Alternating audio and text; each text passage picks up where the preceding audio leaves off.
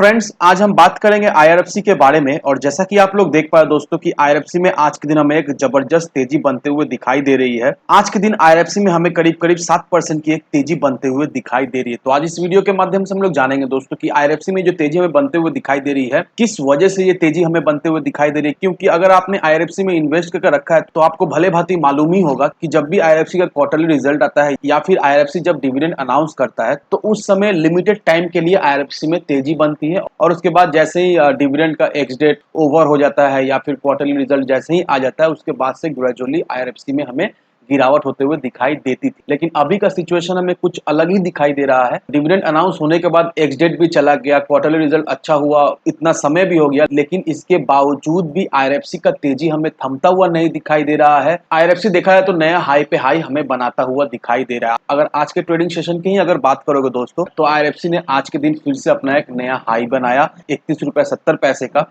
तो देखा है तो आईआरएफसी को लेकर जितना भी इवेंट्स है सब ओवर हो चुका है, क्वार्टरली रिजल्ट भी आ चुका है, डिविडेंड का एक्स डेट भी जा चुका है। तो फिर भी क्यों आईआरएफसी में हमें तेजी बनते हुए दिखाई दे रही है? ऐसा क्या हो रहा है आईआरएफसी में कि इन्वेस्टर इस स्टॉक में हाथ धोकर पड़े हुए हैं और आईआरएफसी का रैली हमें थमता हुआ नहीं दिखाई दे रहा है? तो होपफुली दोस्तों इस वीडियो के माध्यम से आपको क्लियरिफिकेशन मिल जाएगा। साथ ही साथ दोस्तों ये भी जान जाओगे कि आईआरएफसी का आने वाले समय में क्या टारगेट रहने वाला है। तो मेक श्योर दोस्तों वीडियो को स्किप ना कर पूरा देखो ताकि आप चीजों को सही से समझ पाओ और अपनी एक खुद की इन्वेस्टमेंट डिसीजन ले पाओ। लेकिन दोस्तों मेरी आपसे एक ही रिक्वेस्ट रहेगी, चैनल को सब्सक्राइब और वीडियो को जरूर से लाइक कर देना ताकि आपको इस तरह की अपडेट्स रेगुलर बेसिस पर मिलती रहे। तो चलिए फ्रेंड्स वीडियो को स्टार्ट करते हैं। तो सबसे पहले अगर इसके आज के कारोबार पर नजर डालें तो स्टॉक जो ओपन हुआ 29 रुपए 50 पैसे में, हाई बनाया इसने 31 रुपए 70 पैसे का, लो बनाया इसने 29 रुपए 40 पैसे को। और अब देख पा रहे दोस्तों कौन सा लेवल में ये ट्रेड कर रहा है। साथ ही साथ इंटरडे में इसमें 7% की एक तेजी बनते हुए दिखाई दे रही है आज के दिन। वहीं अगर पिछले 5 दिनों के परफॉर्मेंस को देखेंगे दोस्तों तो पिछले 5 दिनों में ये स्टॉक ने अपने इन्वेस्टर्स करीब करीब 12-13% का रिटर्न बनाकर दे दिया है।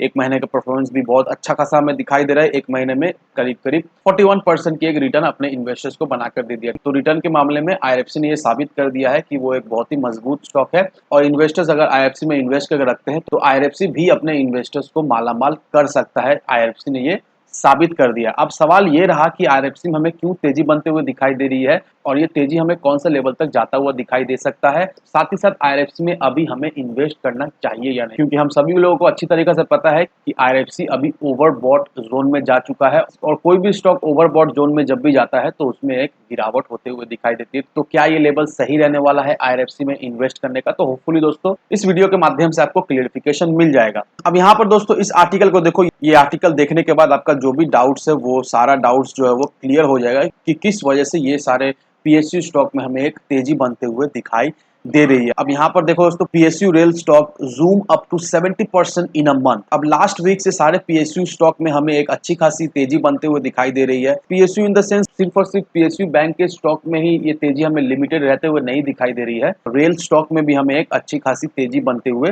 दिखाई दे रही है। और पिछले एक महीने में ऑलमोस्ट 4 रेल पीएसयू स्टॉक अपने इन्वेस्टर्स को करीब करीब डबल डिजिट का रिटर्न बनाकर दे दिया है, जिसमें से जो सबसे ज्यादा रिटर्न अपने इन्वेस्टर्स को बनाकर दिया है वो है आरबीएनएल। आरबीएनएल का स्टॉक जो है वो हमें 70% तक भागता हुआ दिखाई दे रहा है।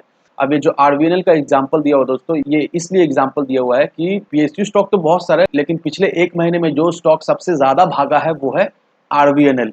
अब मैक्सिमम पीएसयू रेल स्टॉक हमें बहुत ही चीप लेवल में ट्रेड करता हुआ दिखाई दे रहा था। एक अच्छा बैलेंस शीट होने के बावजूद भी, साथ ही साथ एक अट्रैक्टिव डिविडेंड देने के बावजूद भी maximum number of PSU rail stock जो है वो हमें बहुत ही चीपर लेवल में मिलता हुआ दिखाई दे रहा था काफी लंबे समय से। लेकिन अभी ऐसा क्या हो गया इन्वेस्टर्स के बीच में कि इन्वेस्टर ये सारे पीएसयू रेल स्टॉक में दबाकर खरीदारी कर रहे हैं। अभी ये इन्वेस्टर्स ये रियलाइज किए हैं कि गवर्नमेंट अभी एक मैसिव कैपेक्स स्पेंडिंग करने का प्लान कर रहे हैं और इस कैपेक्स स्पेंडिंग से जो सबसे ज्यादा बेनिफिट मिलने वाला है वो बेनिफिट रेलवेज को मिलने वाला है। अब कैपेक्स स्पेंडिंग का मतलब क्या होता है दोस्तों, ये भी आप जान लो। कैपेक्स स्पेंडिंग का मतलब ये होता है कि ऑर्गेनाइजेशन के द्वारा जो पैसा खर्चा किया जाता है कंपनी के एसेट बढ़ाने के लिए या फिर कंपनी को मेंटेन करने के लिए, व्हीकल्स खरीदने के लिए, तो ऑर्गेनाइजेशन के द्वारा जो भी खर्च किया जाता है कंपनी के ऊपर ताकि वो कंपनी अच्छी तरीके से फ्लरिश करे, बेसिकली इसी को कैपेक्स स्पेंडिंग कहते हैं। अब गवर्नमेंट का जो कैपेक्स स्पेंडिंग का जो परसेंटेज है रेलवे के लिए वो 19% का हमें दिखाई दे रहा है और इससे रेलवेज को काफी ज्यादा बेनिफिट हमें मिलता हुआ दिखाई देगा।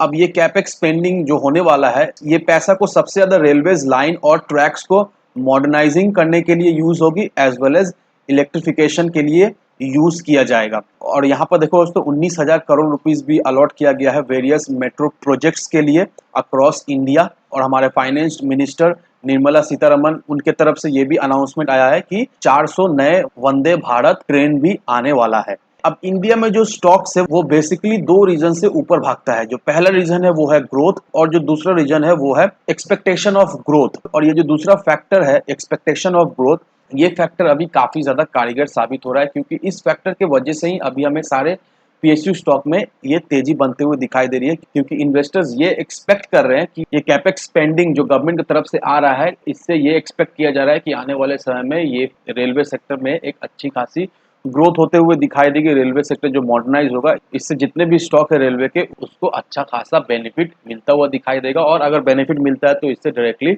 इन्वेस्टर्स को भी बेनिफिट मिलेगा। तो बेसिकली दोस्तों ये रहा मेन अपडेट जिस वजह से ये सारे स्टॉक में हमें तेजी अभी के लिए बनते हुए दिखाई दे रही है। अभी जो तेजी बनते हुए हमें दिखाई दे रही है दोस्तों, ये मत समझो कि ये तेजी बस कुछ ही पलों के लिए है। ये तेजी फिर थमता हुआ दिखाई देगा, फिर ये स्टॉक हमें 25-22 रुपए के लेवल में जाता हुआ दिखाई देगा। नहीं दोस्तों, ऐसा बिल्कुल नहीं है। अभी के लिए ये स्टॉक ओवर बॉट हो चुका है, ये आपको ध्यान रखना है। लेकिन बहुत ही जल्द दोस्तों आईआरएफसी अपने बुक वैल्यू के लेवल को भी क्रॉस करता हुआ हमें दिखाई देगा, जो कि 33.70 है। ये आईआरएफसी का बुक वैल्यू है। तो बहुत जल्दी आईआरएफसी अपने बुक वैल्यू के लेवल में भी ट्रेड करता हुआ दिखाई देगा। लेकिन वो लेवल के जाने से पहले दोस्तों आईआरएफसी में हमें एक शॉर्ट गिरावट होते हुए दिखाई देगी, क्योंकि आईआरएफसी अभी ओवरबॉट हो चुका है। आईआरएफसी में नो डाउट एक हल्की फुल्की ही सही लेकिन गिरावट तो होते हुए दिखाई देगी। और जो सबसे अच्छा जो आईआरएफसी का अभी के लिए सपोर्ट जो निकल के आ रहा है वो है 27.5 से 27 रुपए। तो ये लेवल को आईआरएफसी रिटेस्ट करेगा, उसके बाद आईआरएफसी फिर से अपना एक नया हाई हमें बनाता हुआ दिखाई देगा। तो इन सारे फैक्टर को कंसीडर करो, उसके बाद ही अपना एक इन्वेस्टमेंट डिसीजन लो। लेकिन दोस्तों मेरी आपसे एक ही विनती रहेगी, विदाउट एनी डिटेल रिसर्च के बिना कहीं पर भी इन्वेस्टमेंट ना करें। वीडियो अगर आपको पसंद आए तो लाइक से सब्सक्राइब जरूर करना। तो चलिए फ्रेंड्स, मिलते हैं हम अगले वीडियो में।